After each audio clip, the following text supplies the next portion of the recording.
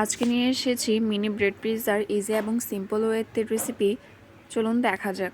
প্রথমে কড়াইতে একটু করে তেল দিয়ে দিয়েছিলাম, তারপর তাতে পাউরুটি রেখে দুপাশেই ডিম ব্রাশ করে দিচ্ছি। ডিমটা ব্রাশ করা হয়ে গেলে পাউরুটিটা ডিমে ভেজে আসা পর্যন্ত অপেক্ষা করব। পাউরুটিটা এপিট ওপিট উল্টিয়ে নিয়ে ভেজে নেওয়ার পর তারপর তাতে দিয়ে দিব টমেটো সস, এরপর দিয়ে দিব মোজারেলা চিজ, তারপর দিয়ে দিয়েছি মুরগির মাংসগুলো প্রথমে টমেটো সস, সামান্য পরিমাণে লবণ, সয়া সস, হলুদ, মরিচ, জিরা, ধনিয়া দিয়ে ভেজে রেখেছিলাম।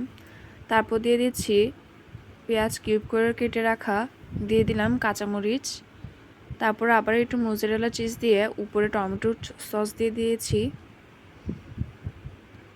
তারপর চিজটা মেল্ট হওয়ার জন্য 2 মিনিটের জন্য ঢাকনা দিয়ে রেখে দিব।